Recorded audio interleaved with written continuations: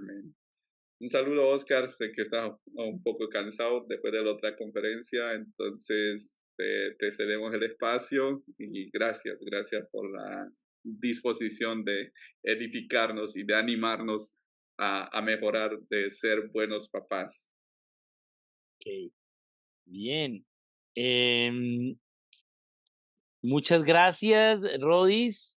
Bien, entonces qué bueno vernos. Para mí, un privilegio poder estar acá y poder compartir hoy un poquito acerca de un mensaje para la familia y acerca de lo que Dios espera de nosotros como padres.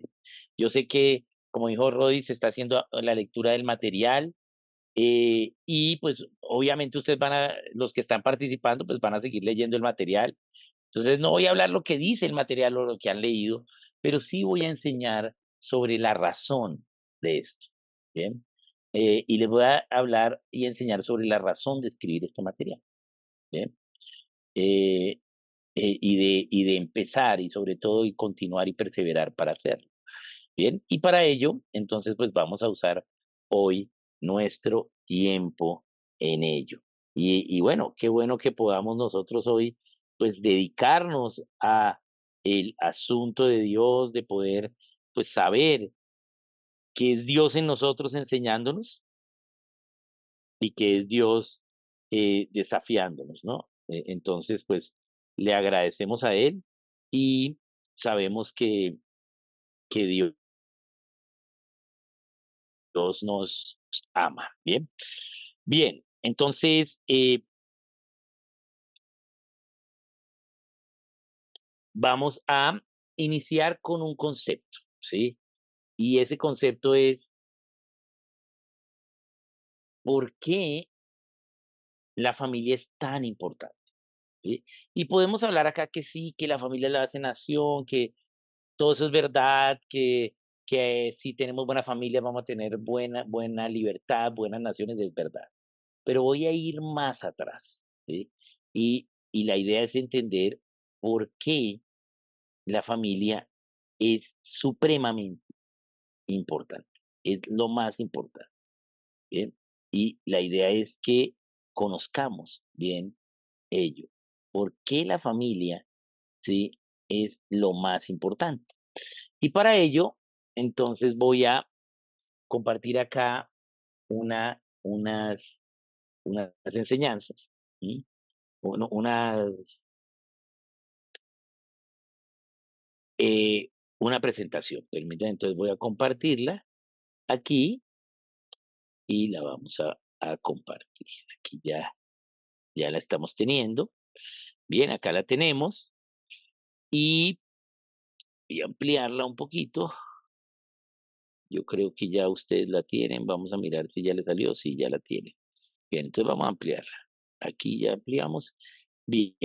Entonces, vamos a mirar un poquitico acerca de este versículo.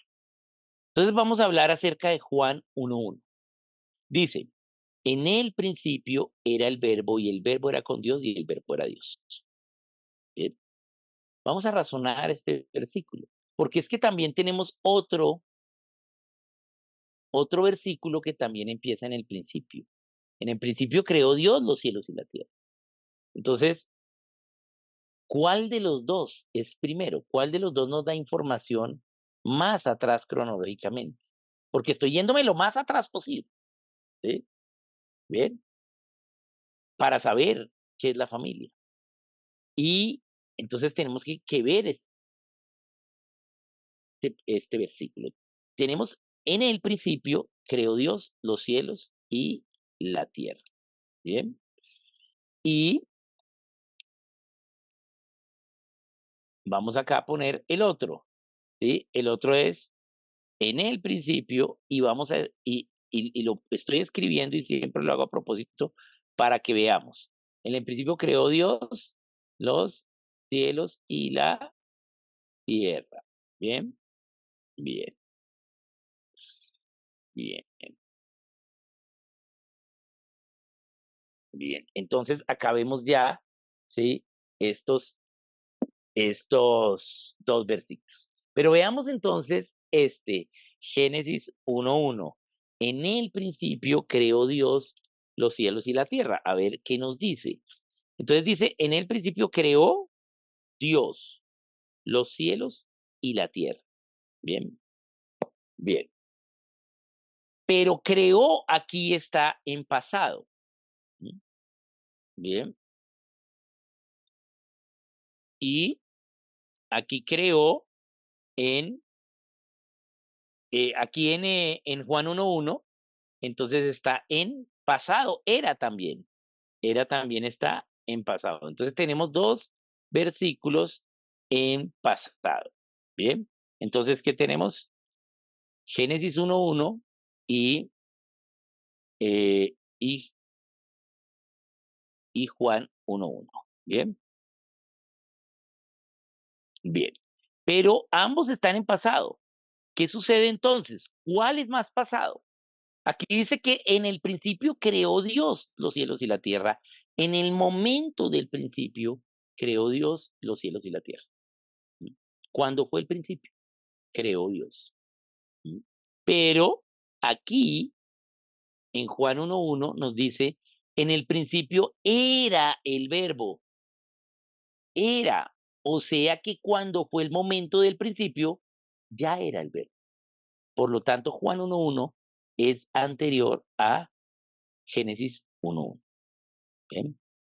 Entonces vamos a razonar Juan 1:1, porque voy a empezar desde el principio, principio, para poder demostrar lo que es la familia. Bien, entonces, razonemos el versículo. Bien, entonces empieza con la primera afirmación, que es, en el principio era el verbo. ¿Qué diferencia hay? Porque está usando era en pasado. Si dijésemos en el principio fue el verbo. ¿Mm? Era el verbo y fue el verbo. Sabemos que algunas traducciones hablan de era la palabra, ¿sí? O era el logos, ¿bien? Pero antes de meternos a ver qué era el verbo, tenemos que razonar ese era, porque ya en el principio era, ya implica que estamos antes del principio, ¿bien? Porque ya cuando fue el principio, pues ya era, ¿bien? Entonces ese era está en pasado, pero fue también está en pasado y también es una conjugación del verbo ser o estar. ¿Qué diferencia tienen? ¿Mm? Que si yo digo en el principio fue el verbo, pues ya cesó, ya se acabó. Fue, pero ya no es. Mientras que si digo en el principio era el verbo, fue, pero sigue siendo. Esa es la diferencia.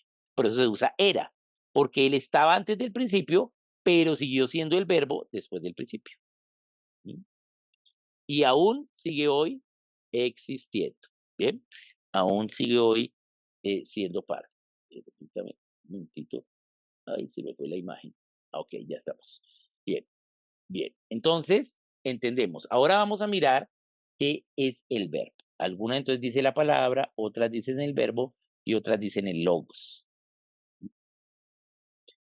Pero, ¿quién es? De quién se está hablando allí? Todos sabemos que está hablando de Cristo. Pero ¿y por qué? Ahí no dice en el principio era el Señor o era el Cristo, sino dice la palabra, el verbo, el logos. ¿Ven? Ah, ¿cómo sabemos que está hablando de Cristo? Porque sí es verdad que está hablando de Cristo, pero ¿cómo sabemos? Porque leímos el verso 14 de este capítulo. ¿Qué dice en ese verso? Dice, y ese verbo habitó entre nosotros como la gloria del unigénito del Padre. ¿Bien? Y entonces, entonces está hablando de Cristo. O sea que el Señor Jesucristo estaba y era, ¿sí? Antes del principio. Bien, estaba antes del principio. ¿Mm? Era y estaba antes del principio.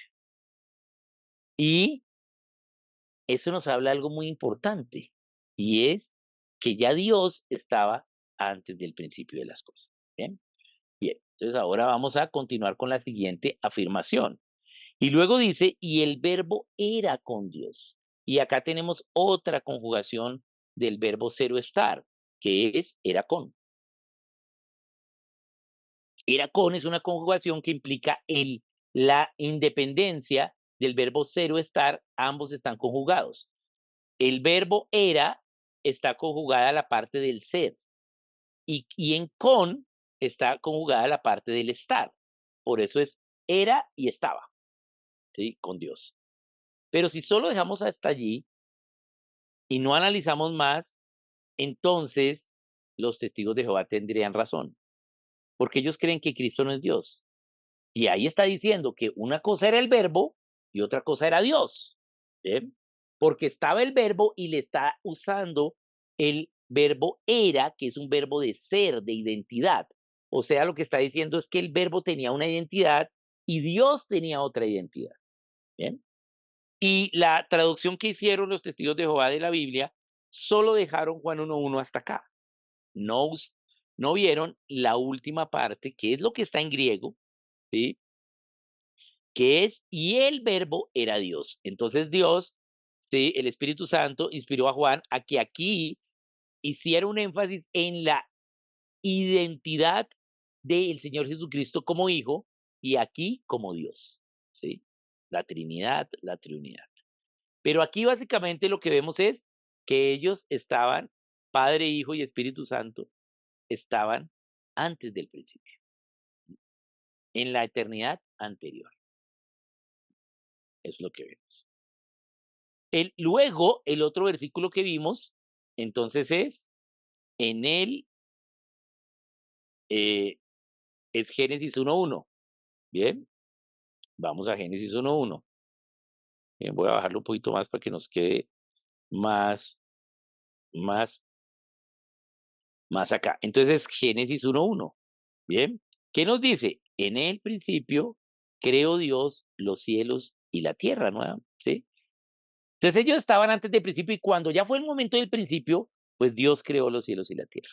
Bien, correcto. Bien, pero nos sigue diciendo entonces que empezó en Génesis 1:2, Génesis 1:3, sigue diciendo todo, todo, todo cómo fue lo que creó. Bien, entonces lo sigue diciendo. Voy a pasarlo para acá para que nos quede mejor. Bien, y acá, entonces, voy a subirlo acá. Y bien, entonces, ahora sí. Entonces, él sigue diciendo Génesis 1:2, Génesis 1:3, hasta que llega a Génesis 1:25. Bien, ahí va describiendo toda la creación. Pero cuando llega a Génesis 1:26, allí hay que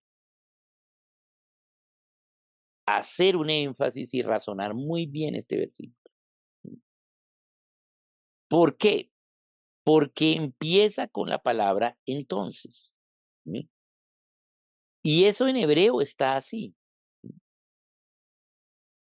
Entonces es una preposición que se usa para cambio de tiempo. Se usa de dos formas, para cambio de tiempo hacia el futuro o hacia el pasado. Podríamos interpretarla hacia el futuro. Viene Génesis 1:25 y luego entonces dice, y luego dice Génesis 1:26, entonces diría y entonces. Tendría que tener la proposición y para poder decir que es consecuente el siguiente cambio de tiempo. Pero no dice y entonces, sino solo dice entonces. Por lo tanto, tenemos que razonar bien qué quiere decir entonces allí. Entonces implica cambio de tiempo. Puede implicar cambio de tiempo hacia adelante. Voy a hacer algo y luego voy a hacer otra cosa. Hice esto y cociné la comida y entonces me la comí. ¿Sí? Entonces ahí hice un cambio de entonces hacia el futuro. ¿Sí? Un cambio de tiempo hacia el futuro. ¿Sí? Estoy contando en pasado lo que hice, pero en ese pasado primero cociné y después comí. Entonces, por eso uso entonces como un cambio de tiempo de la acción que se está haciendo. Hice una cosa y luego la otra. Pero también entonces se usa hacia el pasado, ¿sí? Entonces, en los tiempos de los abuelos, todo era más sano. ¿Mm? Entonces, estoy en el presente y me fui al pasado. ¿Bien? Entonces acá tenemos que ver, mire, ahí dice entonces, ¿sí? Involuntariamente. Les dijo una idea y ahora les voy a decir la otra.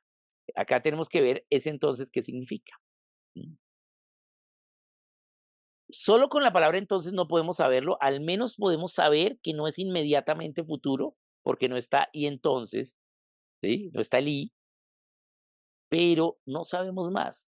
Entonces tenemos que seguir viendo la oración que tenemos. Luego sigue dijo.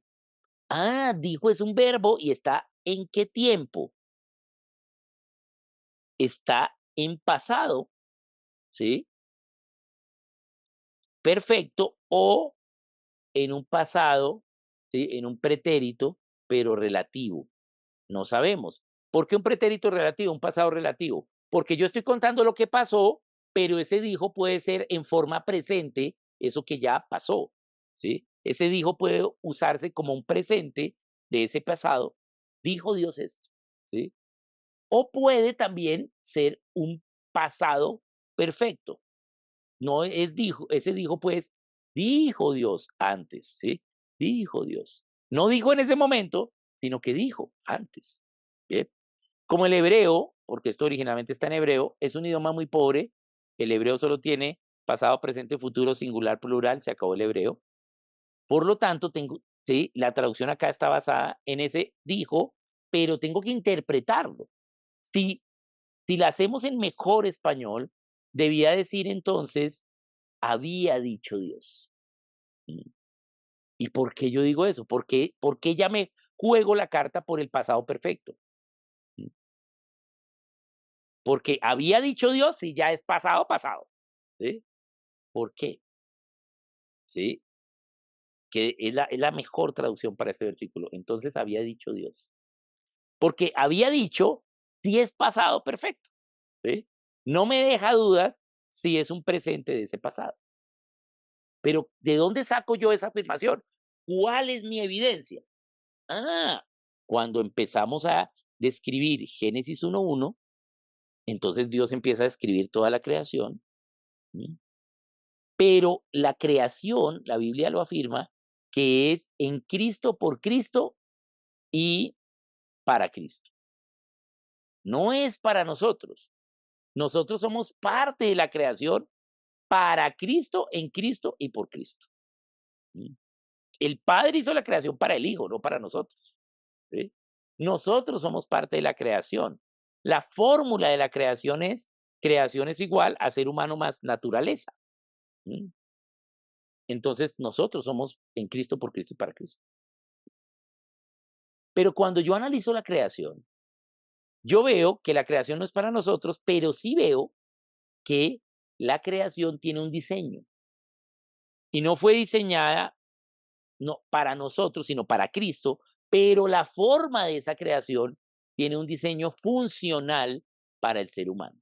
Está diseñada para que el ser humano pueda vivir. Por lo tanto, Dios tuvo que pensar en el ser humano antes de hacer la creación. Por lo tanto, Génesis 1:26 es una remembranza. Él viene contando todo desde Génesis 1:1 a Génesis 1:25 y en Génesis 1:26 dice, entonces había dicho Dios. Se fue al pasado, ¿sí? ¿Cuándo había dicho Dios? Hagamos al hombre a nuestra imagen conforme a nuestra semejanza. ¿Cuándo había dicho eso Dios? Antes del principio. ¿Por qué? Porque cuando fue el principio, él ya creó y ya la creación tiene una forma para el ser humano. Entonces Dios tuvo que pensar en nosotros antes del principio. Y la Biblia lo dice, nos llamó por nombre desde antes de la fundación del mundo. Desde antes de Génesis 1:1 nos llamó por nombre. Por lo tanto, Dios pensó en nosotros antes del principio. ¿Mm?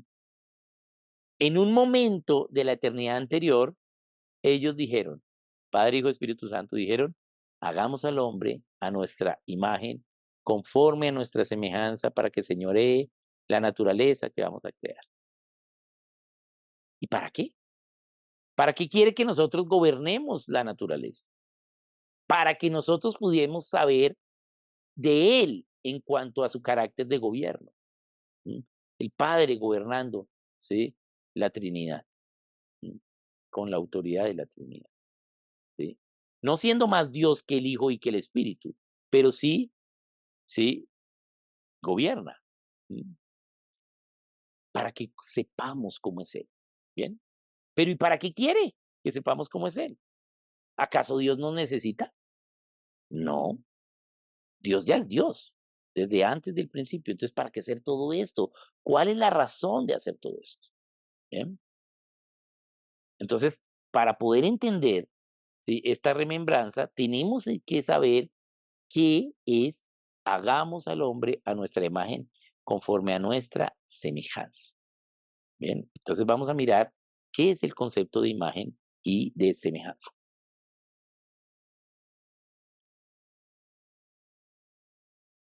Bien, lo voy a explicar de esta forma. Yo ya tengo una edad y cuando yo era niño, pues no había televisión por cable y la televisión entraba por una antena que se ponía en el techo de la casa. ¿Mm? Tocaba subirse al techo y mover la antena y alguien abajo decía ahí, ahí, cuando ya entraba la imagen en una forma mucho más nítida. Bien. Entonces, ay, ahí está bien la imagen, déjela ahí, déjela ahí. Bien, eso es lo que se hacía. Pero la televisora emitía la señal perfectamente desde sus instalaciones. Esa señal iba por el aire, por la atmósfera, y luego mi antena que estaba en el techo, pues era el receptor y recibía esa señal, pero yo tenía que apuntar la antena a donde mejor entraba esa señal, esas ondas de la televisión. Y así se podía ver una buena imagen. ¿Sí? Entonces, una buena imagen era la misma imagen que estaba mandando en la señal la televisora. Por lo tanto, aquí ya sabemos que imagen es algo igual, ¿sí?, hasta ahora. Pero realmente la imagen no es un concepto de las comunicaciones, sino es un concepto del álgebra. Entonces tenemos que ver lo que es la imagen. Y para ello voy a explicarles un poquitito aquí. Bien, vamos a ver el concepto de imagen porque ese concepto es del álgebra. Exactamente del álgebra de ecuaciones, exactamente del álgebra de ecuaciones de funciones. ¿Mm? Bien, entonces había un filósofo en Francia, un hermano nuestro. Este hermano nuestro era filósofo y le explicaba a la gente lo que él recibía de Dios respecto al pensamiento, pero la gente no le entendía. Entonces él se quejó con Dios y le dijo, Dios, no me entienden. Entonces Dios le reveló una forma para que le entendiesen y le reveló este plano. Este plano se llama plano cartesiano. ¿Cómo se llama el filósofo? Bien, entonces ese filósofo se llama René Descartes. Bien, entonces tenemos allí a René Descartes y él es a quien Dios le revela el plano cartesiano. ¿Para qué sirve el plano cartesiano? El plano cartesiano sirve para graficar las ecuaciones de funciones. ¿Qué son las funciones en álgebra? ¿Sí? Como su nombre lo indica, ¿sí?, son las ecuaciones que tienen un orden, ¿sí?, y que ese orden hace que se pueda graficar porque funcionan matemáticamente. Al tener un orden, pues funcionan matemáticamente. Por eso se llaman funciones. Entonces nosotros graficábamos las funciones en un papel milimetrado verde con colorcitos. En mi época fue noveno grado en Colombia, bien, y nos quedaban a nosotros los hombres más o menos y a las compañeras les quedaban muy bonitas y a ellas les iba muy bien en la evaluación de estas gráficas, papel milimetrado verde y todo ello, bien. Pero luego llegaba el examen y el examen decía, halle la imagen de X en Y de acuerdo a la función, a la siguiente función. Y ahí quedamos en blanco. ¿Sí?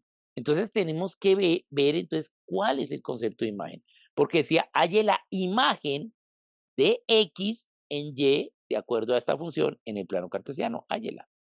¿Sí? Entonces vamos a hallarla. Vamos a hacer un ejercicio de hallar la imagen. Entonces vamos a escoger una función. Voy a escoger la función más fácil. X es igual a Y. Es la función más fácil de todas. ¿Sí? ¿Por qué?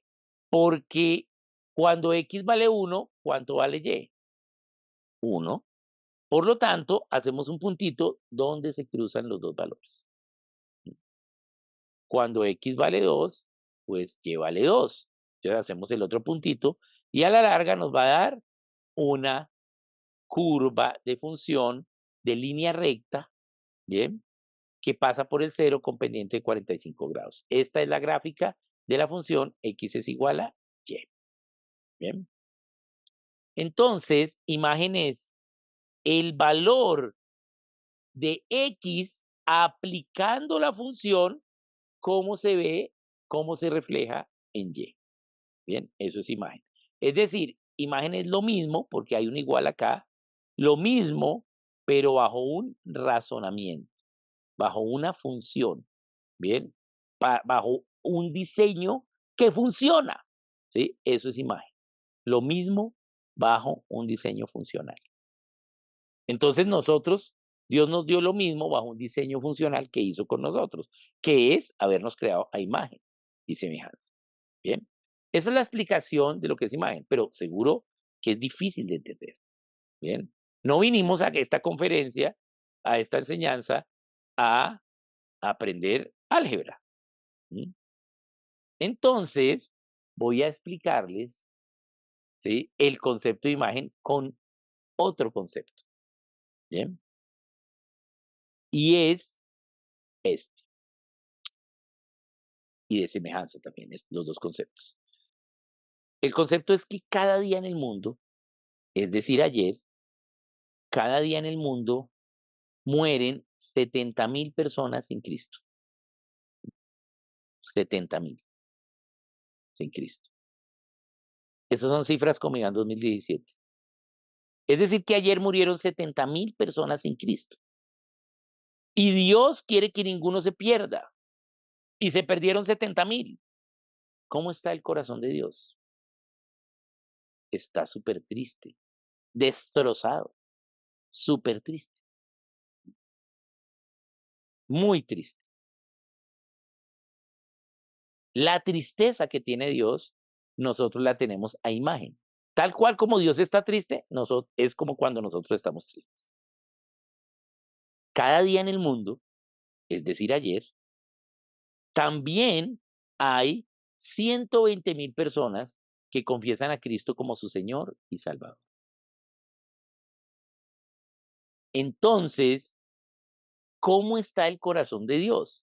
Si por uno que estaba perdido fuera del redil hay fiesta en el cielo, ¿cómo será que 120.000 que estaban perdidos ahora viven?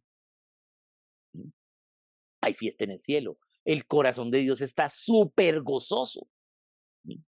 El gozo que tiene Dios, ¿sí?, la forma de ese gozo es la misma cuando nosotros estamos gozosos.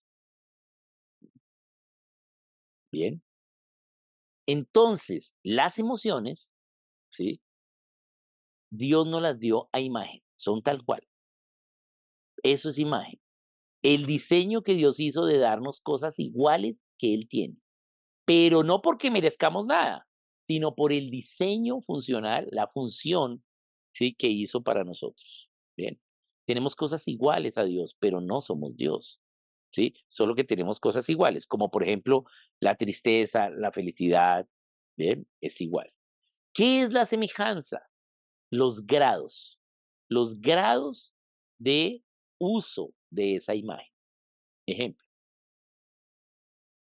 yo tengo una condición cardíaca y no puedo estresarme mucho, no puedo estresar. Por lo tanto, tenemos un acuerdo con mi esposa. Yo no llevo las niñas al parque porque me estreso cuando las niñas están en el parque, en los columpios, en el rodadero, pasamanos. Me estreso de que se caigan y se raspen la rodillita. Entonces, no las llevo, las lleva la mamá.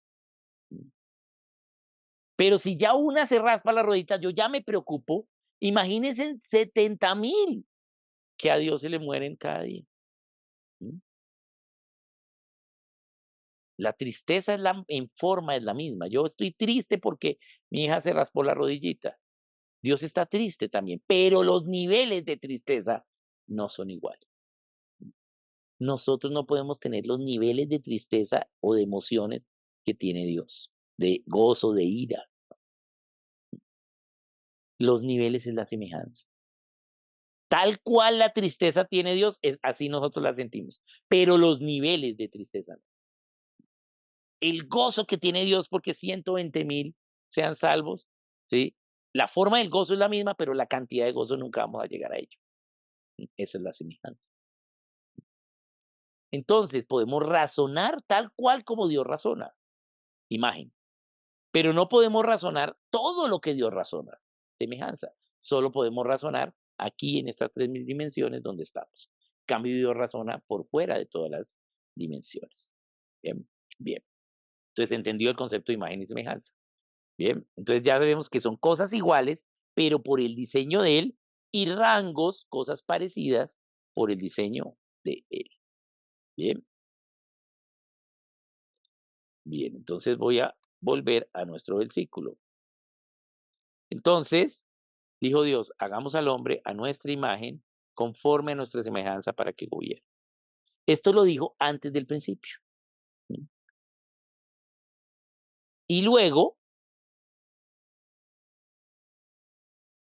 nos crea. Bien, permita que me voy a volver luego nos crea en Génesis 1:27. Bien, voy a volver aquí a compartir pantalla porque tenía que compartir esta otra y compartir la otra. Bien, bien. Entonces luego Él nos crea y nos crea acá en Génesis 1:27. Y creó Dios al hombre a su imagen, a imagen de Dios lo creó, varón y hembra los creó. Ahora vamos a analizar esto. Pero Él nos creó, había pensado en nosotros desde antes de la fundación del mundo, en Génesis 1:26, hacernos a imagen y semejanza, y nos hizo en Génesis 1:27. ¿Mm? Bien, bien. Entonces nos hizo, nos creó. Pero, ¿por qué y para qué nos creó? ¿Cuál es la razón de crear al ser humano? Algunos dicen, porque estaba solo. Ahí en la eternidad anterior, solo Dios. No tenía compañía. No, falso. ¿Qué más compañía que el Espíritu Santo? ¿Qué más compañía que el Señor Jesucristo? ¿Qué más compañía que el Padre? No estaba solo. Tenían la mejor compañía. Otros dicen, no, porque no tenía nadie a quien amar. No, falso. El Padre amaba al Hijo, el Hijo al Padre, el Padre al Espíritu Santo, el Espíritu Santo al Padre, el Hijo al Espíritu Santo, el Espíritu Santo al Hijo. ¿Mm? Amor nivel Dios. ¿Qué más amor? ¿Mm?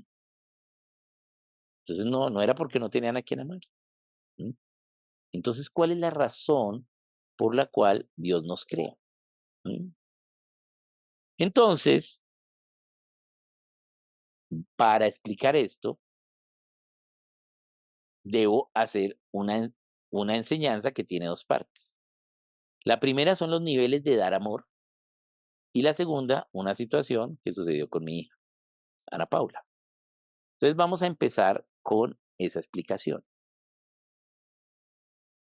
Entonces vamos a hablar acerca de los niveles de dar amor.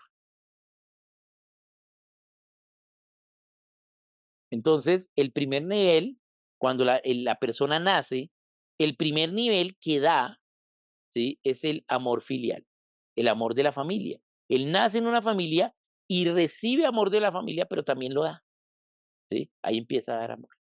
¿Sí? Y ese es el amor filial, el amor que tenemos filialmente entre los miembros de la familia nuclear. ¿Mm?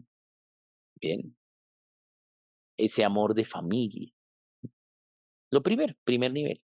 Pero además resulta que a medida que van creciendo, pues van a encontrarse con personas que no son de su familia. ¿Sí?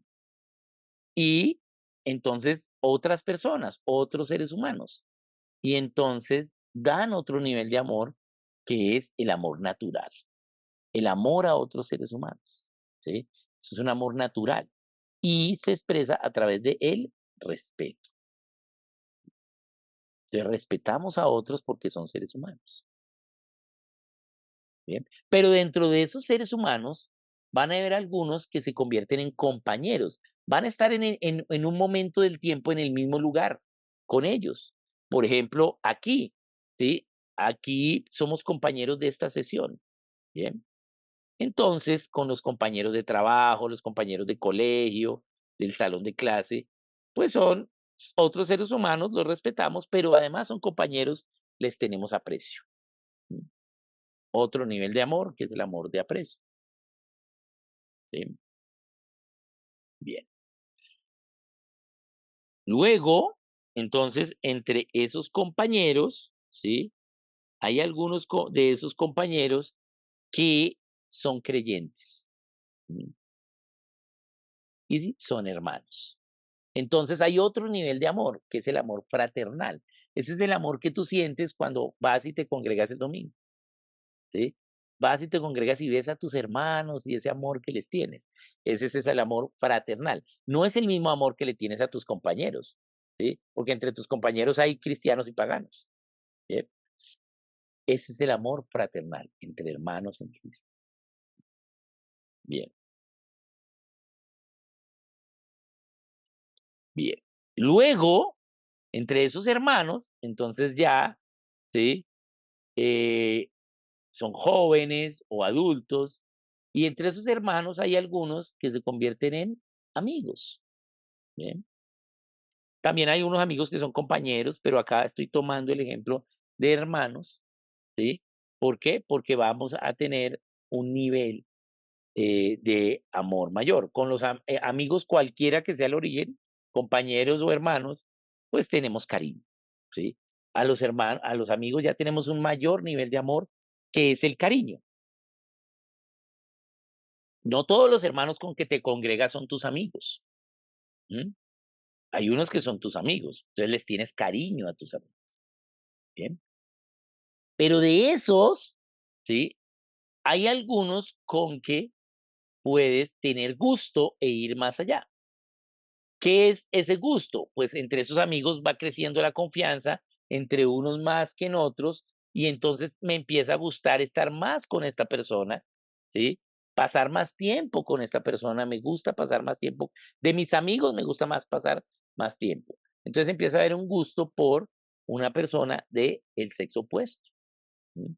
Uno de mis amigos del sexo opuesto, entonces me gusta estar con esa persona. Bien. Bien. Por eso uso acá a partir de hermanos y no a partir de compañeros. ¿Por qué? Porque ya si va a pasar algo más allá del gusto, pues ya tiene que ser no en yugo desigual. ¿M? Bien, sino entre hermanos. Entonces, hay gusto. Ahí entonces, ¿sí? ¿Esto por qué sucede ese gusto? El gusto sucede porque me gusta estar con esa persona, pero aquí ese gusto, por ejemplo, se puede dar en la juventud con los amigos, ¿sí? Del sexo opuesto. Una persona del sexo opuesto, además de cariño, le tiene gusto. Pero hay que saber entonces, como joven, y los padres deben saber de ese joven si ese joven Dios lo tiene para casarse o para ser soltero. Es mejor ser soltero que casado. ¿M? No lo digo yo, lo dice la Biblia. En primera a los Corintios 7. ¿Qué dice? Dice, el soltero se dedica a las cosas del Señor. Y el casado a protegerse del mundo y a las cosas del mundo, a protegerse del mundo y cómo agradar a su cónyuge. Bien, entonces, ¿qué es mejor? Pues dedicarse a las cosas del Señor, ¿sí? Pero Dios no llama a todos a ser solteros, sino solo a una minoría. Más o menos un 5% Dios lo ha llamado a ser soltero y un 95% a casarse. ¿Por qué? Porque en Malaquías 2:15 dice algo muy importante, ¿bien? Dice que él está buscando una descendencia, ¿bien? Entonces, pues necesita que nazcan los otros que él ha creado, ¿cierto? Por eso al 95% lo va a llamar a casarse y al 5 a ser soltero. Pero, ¿qué hace que sepamos si somos llamados a casarnos o a ser solteros? La Biblia lo habla y es el don de continencia. A unos les dio don de continencia para ser solteros y a otros no les dio ese don, entonces deben de casar. ¿Qué es el don de continencia? Cuando tú admiras la belleza, la confianza, la simpatía de esa persona a la cual le tienes gusto, te gusta estar con la persona, pero no genera sentimientos. Admiras la belleza de alguien del sexo opuesto, pero no genera sentimientos. No tienes sentimientos. Ah, entonces tienes don de continencia y no debes de casarse, ¿sí? Pero si sí genera sentimientos, entonces ya sabes que te tienes que casar. No digo con esa persona porque, o sea, le generó sentimientos, pero no más, ¿sí? Pero sí es una persona diseñada para casarse, ¿bien? Bien, entonces acá, cuando hay gusto, ¿sí? Entre amigos y ya se es adulto, entonces hay que orar. Y si Dios les confirma a los dos de que, ¿sí? Desarrollen ese gusto, entonces se vuelven novios y se prometen para casarse. Bien, los novios son los comprometidos y se da un nuevo nivel de amor. El amor que va después del gusto de los amigos es escoger a uno de esos amigos para subir a un mayor nivel de amor, que es el amor eros. Ese amor eros es el amor de enamoramiento, el amor de los novios. Bien, y ese es el amor donde ya integralmente quiere expresarse el amor. ¿Sí? Ya en lo espiritual, en lo almático, pero también en lo físico quiere expresar. Por eso los noviazgos deben ser cortos y se llaman novios porque novio más es con esa que se va a casar. Novia, novio más es con ese que se va a casar. Bien, los noviazgos son cortos, dice la palabra que no se quemen. ¿M? Cásense rápido. ¿M? ¿Por qué? Porque ya hay amoreros, ya quiere expresarle amor físicamente. Por eso el ministro en la boda dice, ya puede besar a la novia. Bien, por eso esa es la primera expresión de amor físico entre los novios. El primer beso es en el altar. Bien, entonces, ese es el amoreros. Entonces ya es con esa persona. ¿Sí? Entonces los novios es para casarse, los novios tienen fecha, tienen promesa, ¿sí? Y es rapidito, ¿sí? En 3 meses conoces lo bueno de alguien y en 3 males y en otros 3 meses lo malo, ¿bien? Entonces, rapidito, ¿bien? Bien. Obviamente que sean adultos, ¿no? El noviazgo es para adultos, no es para menores. Una vez cumplen 20 años, ya pueden empezar a pensar, sí, si Dios los llamó a casarse, pues esos amigos que te gustan del otro sexo, pues empezar a orar. Y si, si, si Dios le confirma, pues proponerle. Y si a la otra persona, a la mujer, el hombre es el que tiene que proponer, y a la mujer le confirma, pues entonces pueden ser novios para casarse. Bien, entonces se casan, ¿sí? Y viene allí lo que es el matrimonio. Bien, Y acá tenemos lo que es el matrimonio, ¿bien?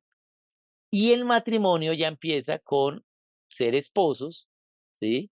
Y ese matrimonio es un amor ágape, ¿sí?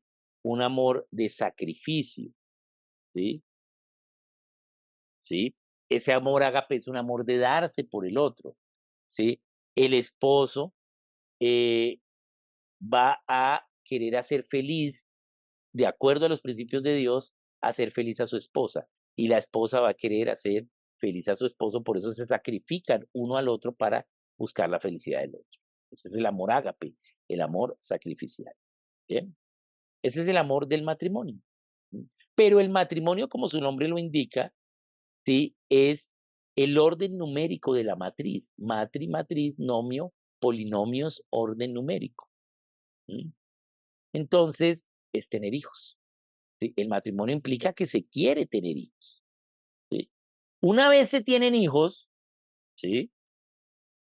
Entonces inicia la familia. Una vez es engendrado y concebido el primer hijo, inicia la familia. La familia inicia con los hijos. Todas las entradas en la Biblia que hablan de familia, todas implican hijos. ¿Bien? Antes son un matrimonio. A matrimonio es querer ser familia. Bien.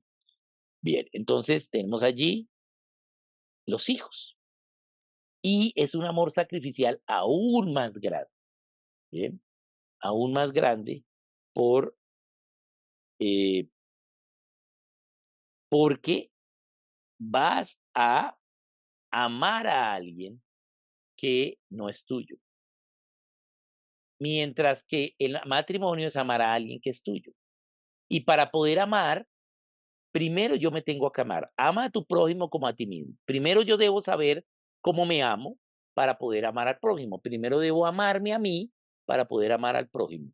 El prójimo más próximo, o sea, el prójimo más prójimo es el esposo, la esposa. ¿Sí? Entonces yo tengo que primero amarme a mí, ¿sí? Bien. Y luego amo a el esposo. Es más fácil amarte a ti mismo. Pero es más difícil o se requiere mayor nivel de amor amar a otro, que es el prójimo, ¿bien? Pero es más fácil amar a ese otro si es tuyo. ¿Y qué es el matrimonio? Entonces siempre yo le digo a la gente que se quiere casar, y tiene el privilegio de casar a varias parejas, eh, que casarse es fácil. Solo requiere dos cosas. La primera y la más difícil de las dos es saber con quién. ¿Sí? Pero es fácil, si oran y Dios les confirma, ya, eso es con esa persona. Entonces, lo primero es saber con quién, ¿sí? Y la segundo requisito para casarse es un esfero. Esos son los dos únicos requisitos. Es lo único que se necesita para casar. Saber con quién y firmar. ¿Qué es lo que se firma? ¿Mm? La parte más importante del matrimonio es cuando firman. ¿Qué firman? Una escritura. ¿Mm? Y es una escritura de título de propiedad. Es el mismo tipo de escritura que cuando compras una casa o cuando eh, compras un carro. Lo mismo. ¿Mm? Título de propiedad. ¿Qué está diciendo esa escritura? Que está dando un título de propiedad entre los dos. Ahora ella es mía y yo soy de ella. ¿Mm? Por eso el adulterio va en contra del matrimonio. Por eso se firma y se radica en la notaría, porque es el gobierno civil quien asegura la propiedad de la gente, quien garantiza la propiedad de la gente. ¿Sí? Eso es una labor del gobierno civil. Por eso se registra. ¿Bien? Eso es el matrimonio. Es amar a alguien que no eres tú, pero que es tuyo. Eso es el amor del matrimonio. Amar a alguien que no eres tú, pero que es tuyo. Pero cuando vienen los hijos, ¿sí? Hay más amor. ¿Por qué? Porque ahora vas a amar a alguien que no es tuyo. ¿Por qué? Porque cuando vienen los hijos, también firmamos. ¿Pero qué firmamos? Un registro civil, no una escritura de título de propiedad. nació en este lugar. ¿Por qué los hijos, sí, no son dados en propiedad, sino solo en asignación, en comodato? ¿Mm? Porque siguen siendo de Dios. Dios nos los presta durante 20 años, nos los da en comodato para que se los eduquemos y cuando tengan 20 años puedan decidir como Cristo decidiría cualquier asunto. Eso se llama educación. ¿Mm? Pero nunca nos los dan en propiedad, ¿sí? Solo en préstamo. Por eso tengo que devolvérselos a Dios.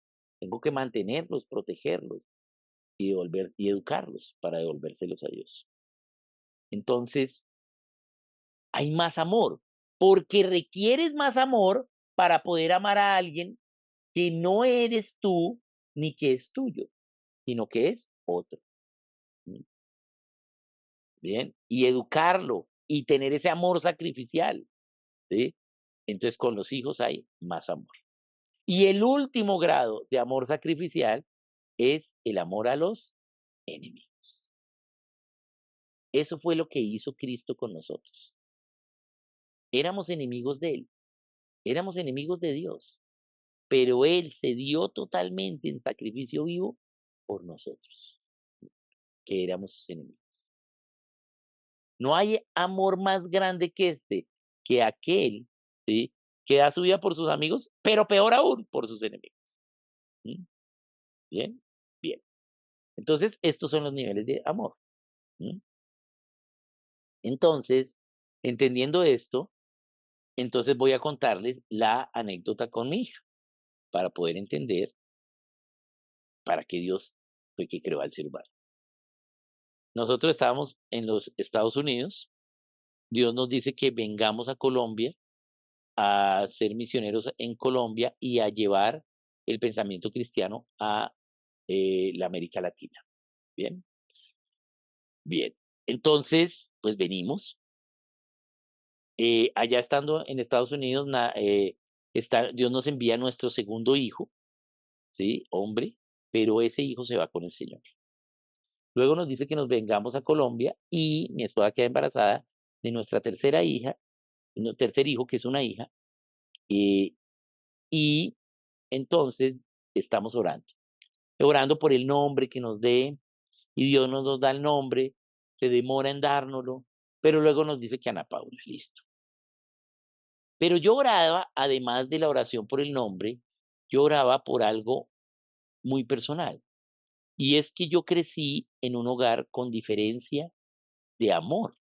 Mis padres tenían preferencias, no creyeron en Dios, eran ateos.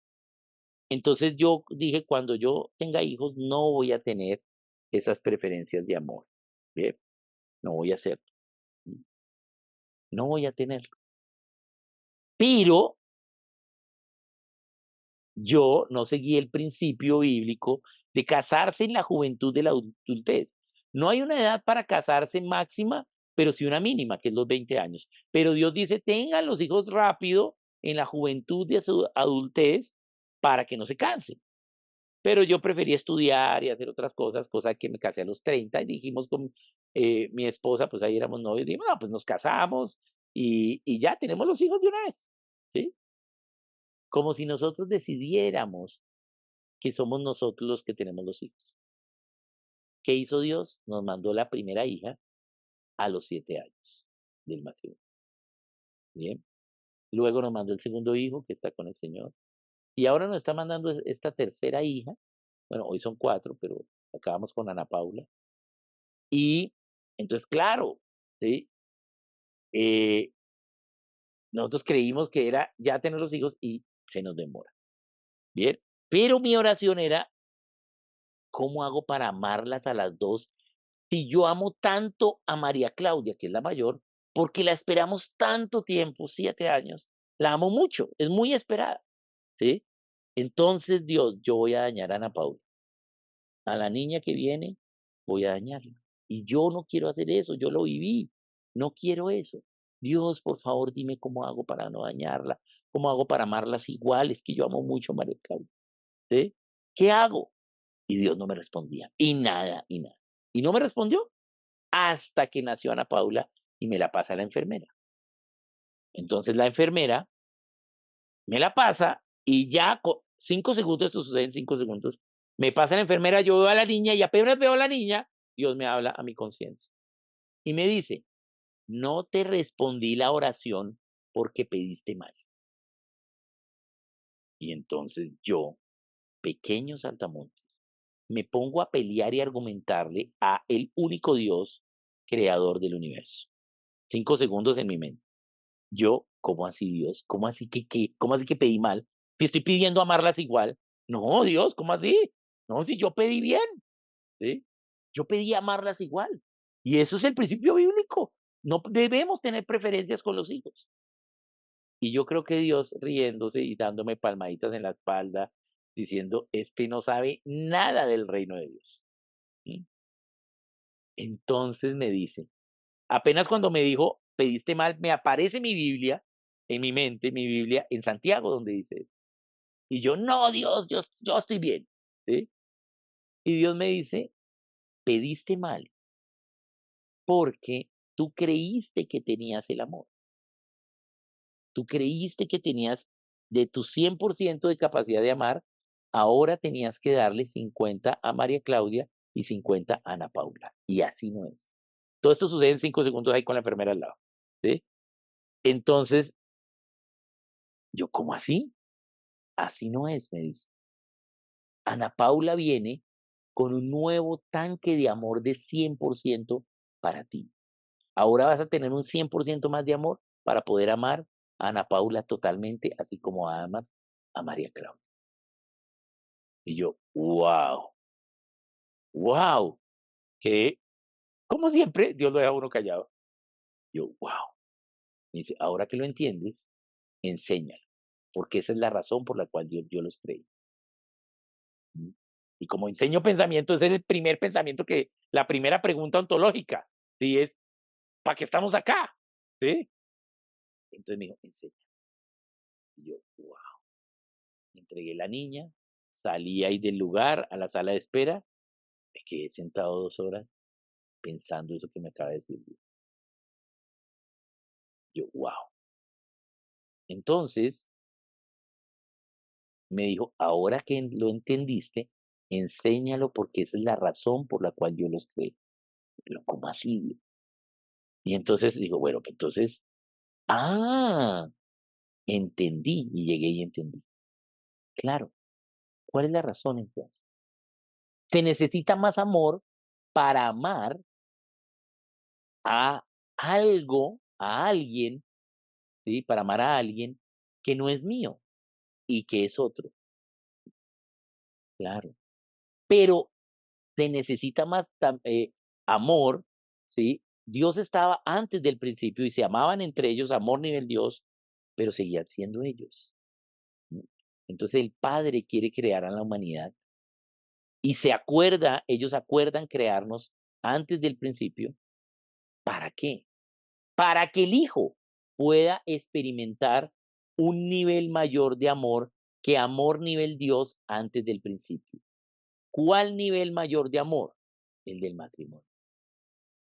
El amor de amar a alguien que no es él, pero que es de él.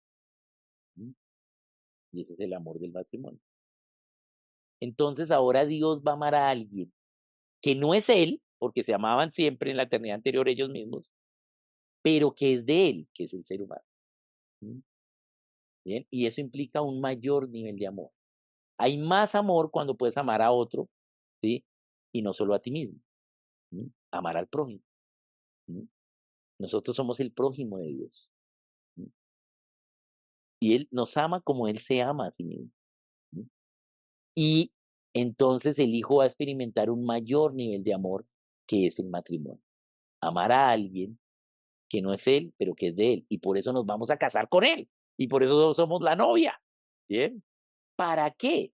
Para que el Hijo Jesucristo, ¿sí? Experimente mayor nivel de amor del que había antes del principio.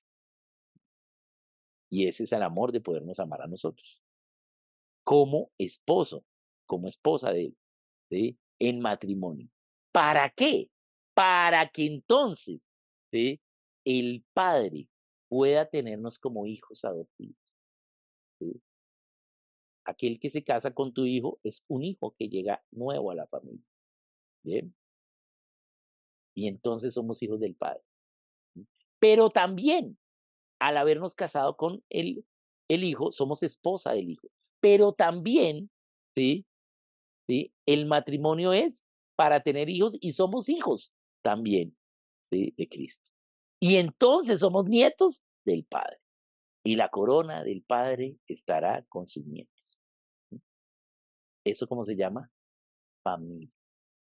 Y vamos a vivir eternamente en la familia de Dios, ¿sí? Como una nación santa en familia, por todas las generaciones. ¿Sí? La razón por la cual Dios crea la humanidad es para que su hijo tuviese una familia y haya más amor.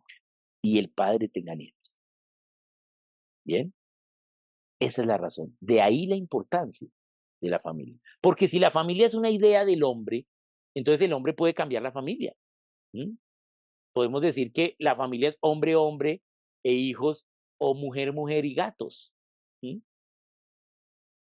Pero no es así. La familia es un atributo directo de Dios, porque ellos ya eran familia, ya había padre e hijo, ¿sí? Pero ahora su hijo va a tener una familia. Y por eso le hereda toda la autoridad a él. ¿Sí? Y le da todo lo que, toda la creación a él, para que él pueda vivir.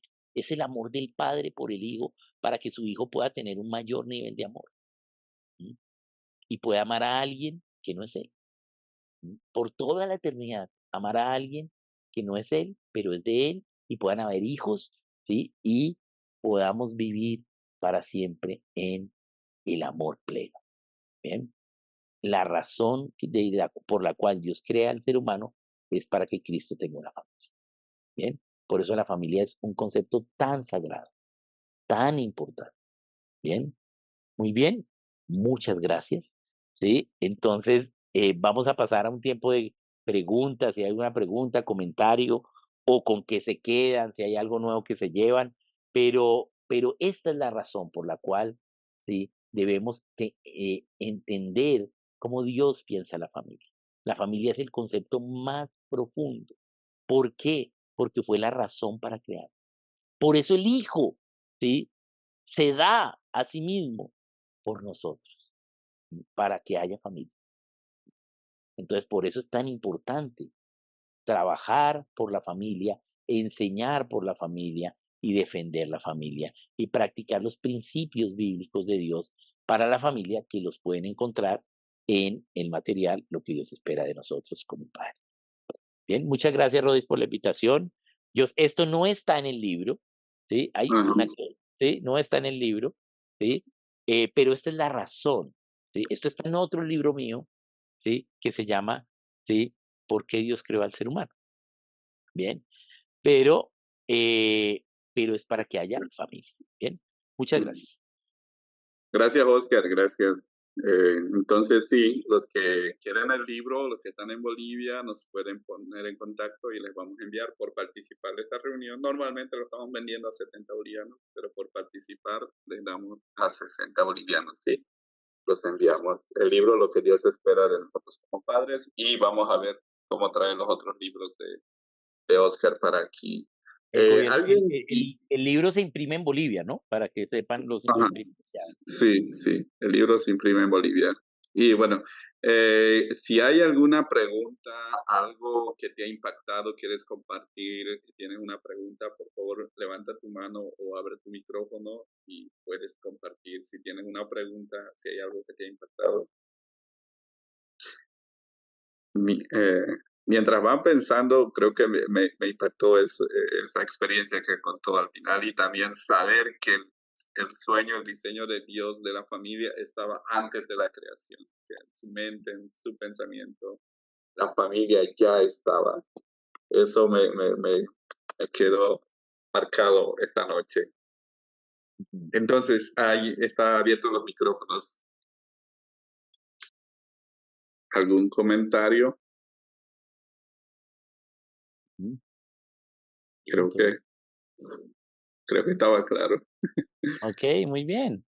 Bueno, María Caseiro, a ver, voy a leer el comentario. Dice, me quedé pensando en lo que dice la Biblia de que el soltero tiene cuidado de las cosas del Señor y las casadas no, sino de cómo agradar a su marido.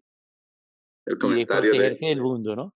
Eso no quiere decir que no tengan cuidado las cosas del Señor, o sea, sí la comunión con el Señor, sino que el soltero va a tener una vida ministerial más, digamos, más efectiva, porque el casado pues tiene que velar por su familia, sí, velar por protegerse del mundo, agradar a su cónyuge, ¿bien? Entonces, mientras que el soltero está full time pensando en el Señor todo el tiempo, ¿no? pregunta, dice, entonces, ¿cómo una persona casada hace para servir al Señor? Bien, sí, los casados también deben tener vida ministerial, pero no podemos esperar que los casados tengan el mismo nivel de vida ministerial que los solteros, ¿sí? Los solteros van a tener mucha más, más vida porque tienen más tiempo, ¿sí? Para ello, pero todos podemos servir a Dios. Si miran la historia de la cristiandad, podemos ver que hay varios solteros que son pues la mayoría de los héroes de fe y de ministros, pues eran solteros, ¿no? La mayoría. Pero no quiere decir que no, también casado también se puede. Y claro, Dios quiere que, ¿sí? Eh, quiere que pues podamos entender esa bendición de poder servirle, ¿no? Mm, ok.